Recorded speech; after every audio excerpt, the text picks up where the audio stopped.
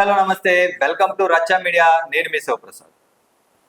పెంటపాడు మండలం ప్రత్తిపాడు గ్రామం నుంచి అయితే మన దగ్గరికి ఒక మహిళ ఒక సమస్యను అయితే తీసుకుని వచ్చారు. తన ఎదుర్కొన్న సమస్యకు పోలీస్ స్టేషన్ వద్ద కూడా తనకు న్యాయం జరగలేదంటూ రచ్చా మీడియాను ఆశ్రయించడం జరిగింది. మీ సమస్య ఏంటి చెప్పండి అమ్మా. నేను 10వ తారీఖున ఒక కంప్లైంట్ ఇచ్చానండి పోలీస్ స్టేషన్లోను. అది మా ఊరి ప్రత్తిపాడు గ్రామం కొత్తపేట. మా ఇంటి ప్రక్కన ఉంటారండి వాళ్ళు. పెనుమాక కార్తీక్ పండు అని అంటారు ఆ కుర్రోడిని. మేము చిన్నగా కిరాణా కొట్టు పెట్టుకున్నానండి నేను.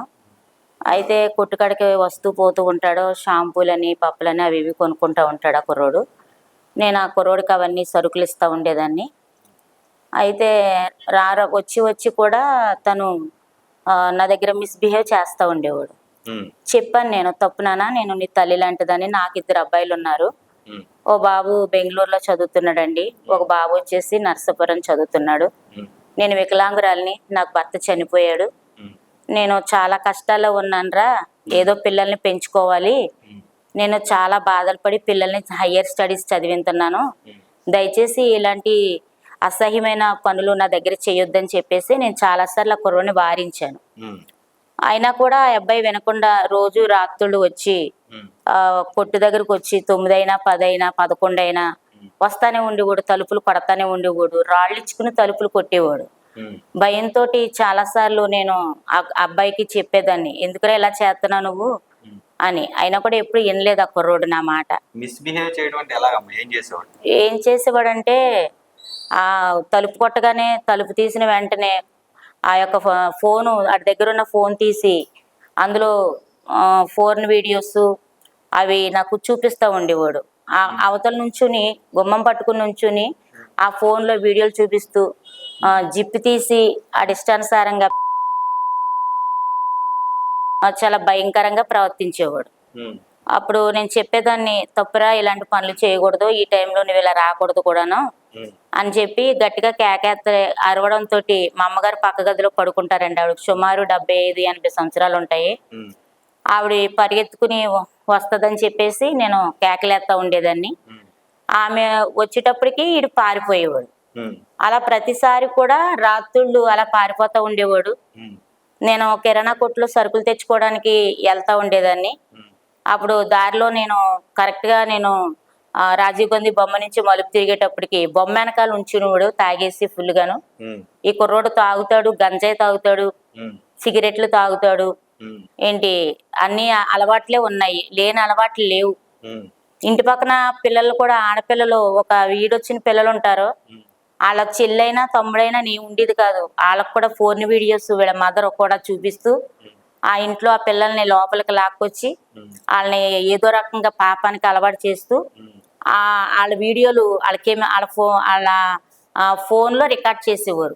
అవి రికార్డ్ చేసి బంధించి ఆ పిల్లల్ని మానసికంగాను హింసిస్తూ వాళ్ళ దగ్గర డబ్బు గుంజుకునేవారు.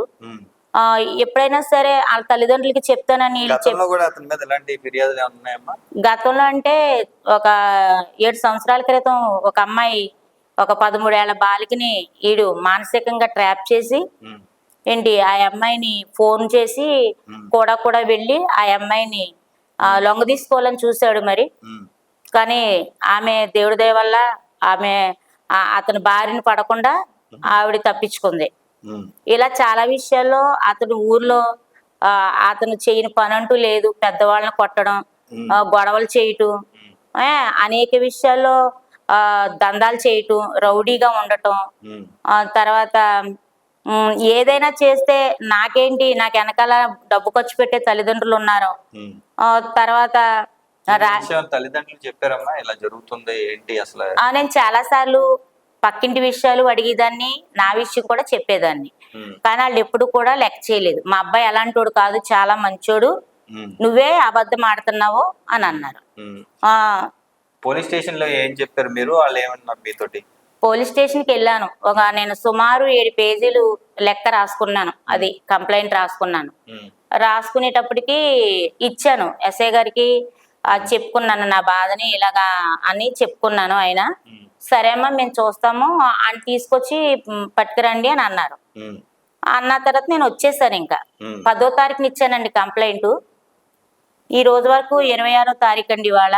ఉమ్, నేను మధ్యలో 2-3 సార్లు నన్ను రమ్మన్నారు, నేను వెళ్ళాను. ఉమ్, వెళ్ళినప్పుడు ఈ కుర్రోడు లేడు అక్కడ, తల్లిదండ్రుల్ని తీసుకుని వచ్చారు. ఉమ్, తల్లిదండ్రుల్ని నన్ను కలిపి ఎస్ఐ గారు మాట్లాడారు. ఉమ్, మాట్లాడి ఏంట్రా మరి అసలు ముద్దాయి రాలేదేంటి అని నేను చూశాను. కానీ ఆ కుర్రోడు రాలేదు, క్యాంప్కి వెళ్ళిపోయాడు ఉమ్, అని వాళ్ళ అమ్మ వచ్చి వాళ్ళ నాన్న వచ్చి మాట్లాడారు. మళ్ళీ మీతో అలా మాట్లాడిన తర్వాత కుర్రోడు ఊళ్ళో ఉన్నాడమ్మా?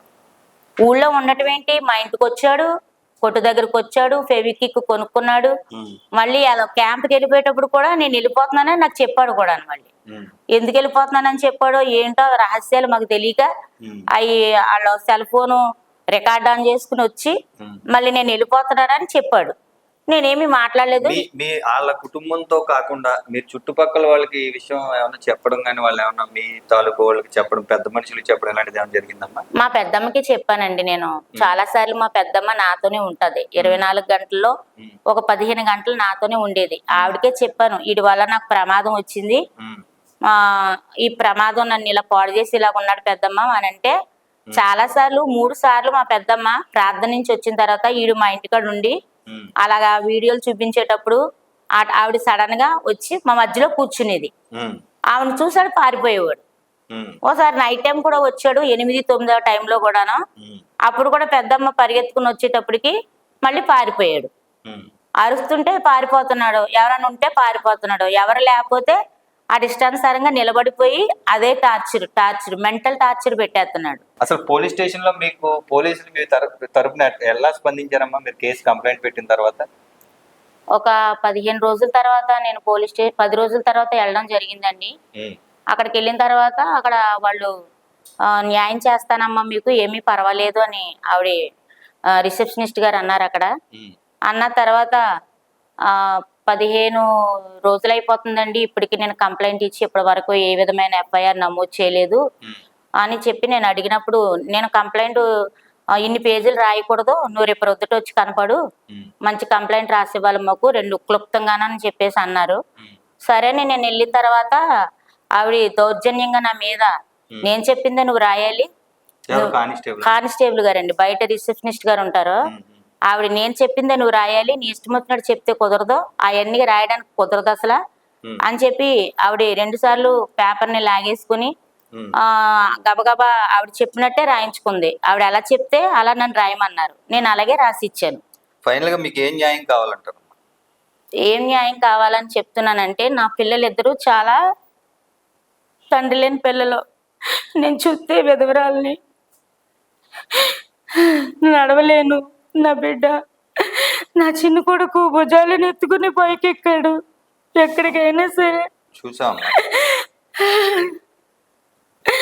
పొద్దున్న పెద్ద మనుషులు తీసుకొస్తున్నారు, రోజుకు పెద్ద మనిషిని తీసుకొచ్చి నన్ను కొట్టడానికి దౌర్జన్యంగా కంప్లైంట్ ఇచ్చాక కూడా మా ఇంటికి వస్తున్నారు.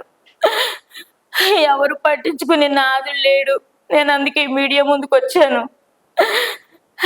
నాకు న్యాయం చేయండి, పోలీసులు తగిన న్యాయం చేయలేదు. ఎక్కడికి వెళ్ళినా నా పరిస్థితి బాగాలేదు. నా భర్త చనిపోయి బాధపడకమ్మా. డిప్రెషన్ లోకి వెళ్ళిపోయాను నేను. ఉమ్, ఒక షుగర్ ఉందండి, నడవలేకపోతున్నాను. నా కాళ్ళు పని చేయట్లేదు పూర్తిగా. నాకు న్యాయం కావాలి. వాడు చేసిన అన్యాయాన్ని నేను మీడియా ముందు పెడుతున్నాను. నేనే కాదు, నా వయసులో ఇంత చిన్న వయసు, నువ్వు నేను నీకు తల్లి లాంటిదానని చెప్పినా కూడా నన్ను వదలకుండా నన్ను మానసికంగా కుంగిపోయేలా చేశాడు. నా అంతటి నేను చచ్చిపోయేలా చూస్తున్నారు వాళ్ళు, వాళ్ళ అమ్మ నాన్న, ఆ కుర్రోడు కూడా, వాళ్ళ చెల్లి కూడా. నాకు నా బిడ్డలకి న్యాయం చేయండి. నాకు బతకడానికి ఎలాంటి ఆధారం లేదు. నా బిడ్డలు చదివించుకోవాలి, నాకు వెనక ముందు ఎవరు లేరు. నేను ప్రేమ చేసుకున్నాను. మనం అయితే చూసాం.